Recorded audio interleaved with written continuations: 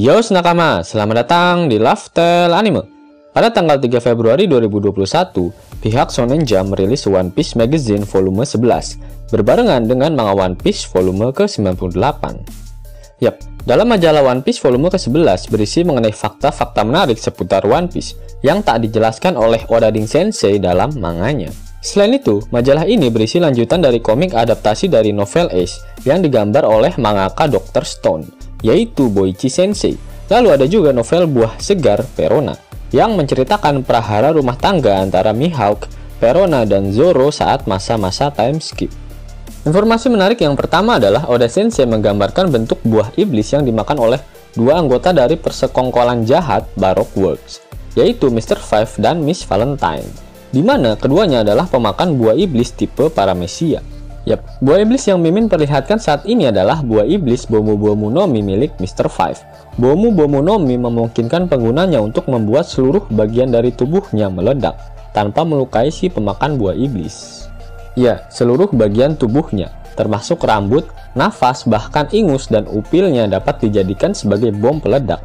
Sebenarnya potensi dari buah iblis ini sangatlah besar, namun karena hanya seorang kroco yang memakannya, sehingga potensi buah iblisnya menjadi mubazir. Kemudian buah iblis kedua yang digambarkan oleh Oda adalah buah iblis Kilo Kilo no Mi milik Miss Valentine. Buah iblis ini memungkinkan penggunanya untuk memanipulasi berat tubuhnya dari 1 kilo sampai 10.000 kilo alias 10 ton. Buah iblis ini memang versi paket hemat dari buah iblis Ton Ton no Mi yang dimakan oleh Magvice, salah satu anak buah Doflamingo, di mana Magvice bisa meningkatkan beratnya hingga 10.000 ton atau 1000 kali lebih berat dari buah iblis Kilo Kilo no Mi. Kemudian Oda Sensei menggambarkan skenario apabila buah Hancock memakan buah iblis Goro-Goro milik God Enel. Yap, jika buah Hancock adalah pengguna buah iblis Goro-Goro no Mi, dia akan menjadi ratu bajak laut yang tak terkalahkan, di mana kekuatan petirnya akan sangat mengerikan, hingga tak ada seorang pun yang memiliki nyali untuk mendekatinya. Kemudian ketika sosok Bakashencho Luffy muncul di hadapannya, dia akan jatuh hati padanya, dan kekuatannya juga tak mempan terhadap Luffy, sama kasusnya dengan buah iblis Mero Mero no Mi milik Hancock di cerita aslinya. Nah, dengan penggambaran ini, Oda semakin mempertegas jika buah iblis Goro-Goro no Mi adalah salah satu buah iblis terkuat di dunia One Piece. Ditambah lagi pada SBS volume ke-98, Oda mengatakan jika Nami memakan buah iblis Goro-Goro no Mi, dia akan menjadi kru bajak laut topi jerami terkuat di bawah Luffy. Yap, seharusnya Enel bisa menjadi sosok yang disegani jika dia turun ke Blue Sea. Namun sayang, karena dia bertemu dengan Luffy si budak getah, kekuatannya menjadi sangat ampas. Kemudian dalam majalah ini Oda pun memberikan sebuah pernyataan mengenai Roronoa Zoro.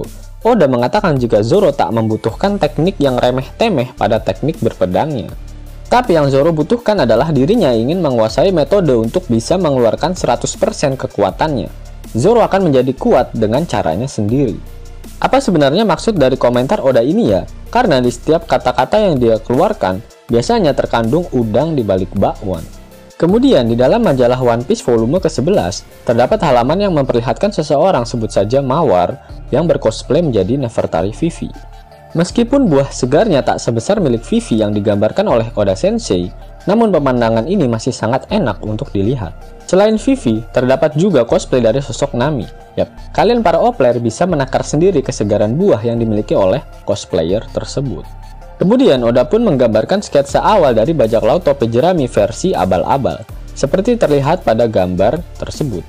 Selanjutnya terdapat novel Perona, yang menceritakan saat-saat Zoro berlatih Busodaki dengan Mihawk di Kuraigana pada saat time skip. Di suatu malam yang sangat dingin, Zoro dan Perona menemukan sebuah gentong yang mengapung di atas laut. Lalu dengan bantuan beberapa babon, mereka berhasil menaikkan barel tersebut ke daratan. Pada saat tong itu dibuka, tentu saja bukan Luffy yang berada di dalamnya, melainkan 3 buah botol Amer cap orang tua. Perona sedikit kesal karena tong tersebut tak berisikan coklat. Zoro pun juga merasa tidak senang karena Mihawk melarangnya mabuk-mabukan sebelum dia berhasil menguasai Haki. Zoro pun kemudian berniat membawa ketiga botol Amer itu pada Mihawk, karena memang Mihawk sangat menyukai anggur merah. Dalam perjalanan mereka menuju ke kastil, Perona menenggak 1 botol Amer cap orang tua tersebut dan langsung merasakan kenyamanan yang hakiki. Tak hanya dari rasa Amer tersebut, tapi karena ada sosok Zoro di sebelahnya. Perona menjadi agak mabuk dan mulai bernyanyi-nyanyi tak karuan. Namun tiba-tiba mereka diserang oleh kecoa besar Alaska, dan Zoro dengan sigap mencincang kecoa tersebut menjadi dua. Sesampainya di kastil, Mihawk terlihat sedang mempersiapkan makan malam. Mihawk mengenakan celemek dengan pedang Yoru yang masih dia taruh di punggungnya. Mihawk sedang memasak ayam panggang. Dia terlihat menusukkan tusuk sate yang terbuat dari bambu pada ayam tersebut, dan kemudian memasukkannya ke dalam oven. Menu ayam panggang kali ini ditambahkan beberapa sayuran yang dia petik dari kebun sendiri sebagai lalapannya. Tak ketinggalan, dengan rasa angkuh yang sangat tinggi, Mihawk menuangkan amer cap orang tua pemberian Zoro ke dalam sebuah gelas. Perona yang melihat keangkuhan Mihawk langsung memasang muka jelek. Mihawk yang melihatnya merasa sangat jengkel. Kemudian terjadi percakapan antara mereka berdua. "Jangan pasang muka jelek seperti itu. Ini hanyalah sebuah anggur merah."